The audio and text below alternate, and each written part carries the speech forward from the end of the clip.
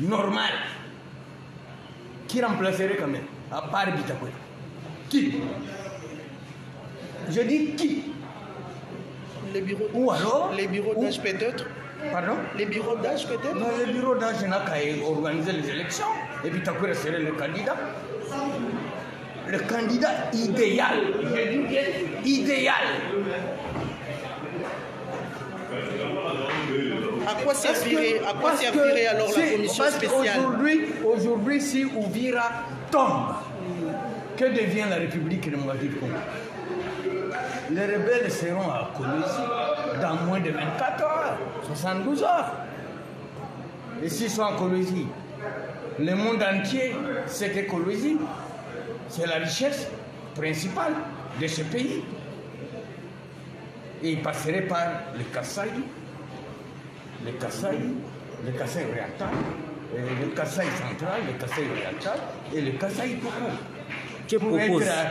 Pour être à Kwilu et pourquoi pas ici à Kenge et atterrir à Kinshasa. Dans les cas échéants, que propose l'honorable Bitakwira? L'honorable Bitakwira propose un apaisement, qu'on évite les agitations. L'honorable Bitakwira propose la réconciliation et la cohésion sociale et même politique.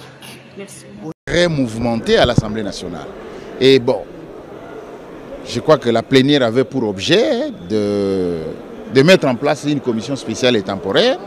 Et la commission a été mise en place. Et les groupes parlementaires vont pouvoir désigner un membre par groupe parlementaire pour constituer la commission. Honorable, quelle question aurait commis le président de l'Assemblée nationale, d'autant plus qu'il a eu à répondre à vos revendications à 70%, 70%? À cette question-là, moi, je ne sais plus répondre parce que la procédure est engagée. La commission qui est mise en place va examiner les fondements de cette pétition à l'encontre de chacun des membres du bureau concerné. Et un rapport sera fait. En ces cas-là, la plénière prendra acte. Moi, je ne peux pas juger du bien fondé de cette pétition-là comme individu. Non. Est-ce qu'à l'époque de Mabunda, vous l'avez fait? Parce que Mabunda aussi a été... Je n'ai pas été député national à l'époque de Mabunda. Est-ce voilà. que les procédures mises en place reviennent au règlement d'ordre intérieur? Les articles ont été lus. L'article 31 a été lu. Et voilà. Merci. Avec tout ce qui se passe, l'insécurité à l'est du pays, mais également une plénière, comme vous l'avez dit, mouvementée, sous tension, mais également une pétition en gestation au Sénat, tout ça ensemble, comment il faut d'abord dire que c'est ça la démocratie. Ce qu'il faut déplorer, c'est la guerre. Mais il ne faut pas déplorer l'exercice de la démocratie. Le président Kamel a reconnu que ça fait partie de la démocratie. Moi, je crois en ce pays. Je crois au président de la République. Je crois aux institutions de la République. Le pays va aller du mieux en mieux. Vous ne revient pas du bureau qui a présidé la plénière aujourd'hui? Non, je vous dis qu'il y a eu autant d'interventions pour soutenir ça. Mais je vous donne ma lecture à moi. Je dis qu'il est interdit d'attaquer collectivement les membres du bureau. Parce qu'il en est ainsi, pour moi, la logique serait que autant de commissions pour autant de membres attaqués, sans avoir fait, sans avoir décidé souverainement, parce qu'il s'agit ici de la plénière, de pouvoir mettre ensemble toutes ces pétitions. Pour moi, c'est le préalable. Mettre ensemble toutes ces pétitions pour justifier la mise en place d'une seule commission.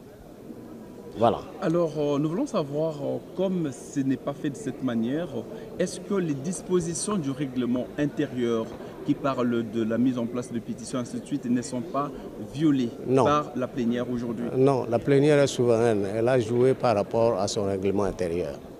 Oh. Voilà. Honorable, comment va l'UDPS, votre information? Très bien.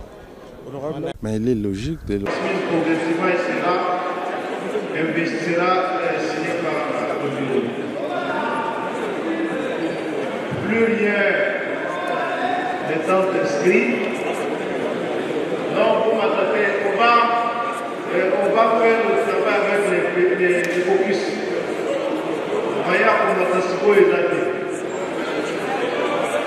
D'une façon systématique. C'est cracher non seulement contre les règlements, mais également contre la Constitution qui est la loi fondamentale de notre vie. Comme les règlements est clair comme l'eau de roche, on a qu'il plaise de votre pouvoir d'en tenir compte parce que vous avez cette obligatoire. Comme la loi dit, l'acte de la Constitution dit cette commission.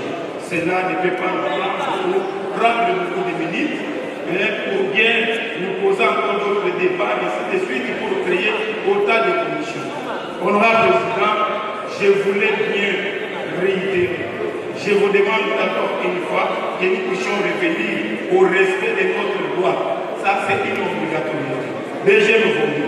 Dire, l'ami a dit ici que non, est-ce qu'on va attendre aussi les pétitionnaires? Mais pourquoi pas? La loi est claire. On va attendre que la commission qui est considérée comme un tribunal dans cette période-là doit attendre et les pétitionnaires et les pétitionnaires. Là, c'est clair. Il ne faut pas terminer notre temps pour retirer les choses à la longueur. C'est ce qu'on appelle des dilatoires juridiques. Des lois. Nous sommes législateurs et nous devons être le premier à respecter nos propres lois. Ces règlements, c'est le fruit de tous les députés ici présents. Honorable député, je voulais dire quoi. Lorsque nous analysons l'article 31, vous savez qu'il y a plus de match. Honorable président, et s'il y a plus de peur par rapport à ce que certains de mes prédécesseurs venaient d'évoquer, on nous parle de la constitution d'une seule commission. Je vous propose, honorable président, tout en restant dans la loi, qui est maintenant, nous puissions mettre en place cette commission à laquelle tout membre qui a été concerné par une pétition viendra répondre. Nous devons lever ici l'option par rapport au temps pour dire voilà, au lieu de 48 heures, nous vous accordons peut-être 7 à 2 heures ou au-delà. Je crois que moi, c'est ma façon de voir les choses, honorable président. Et il n'y a pas de débat, il y a plus de peur. Donc, une seule commission suffit et à laquelle chaque membre du bureau qui a été accusé viendra répondre. J'ai dit.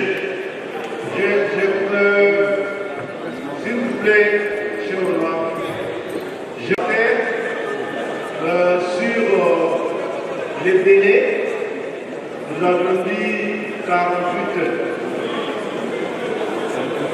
On peut ajouter pour faire 72 heures. Ça nous va comme cela. Ils sont pour 72 heures.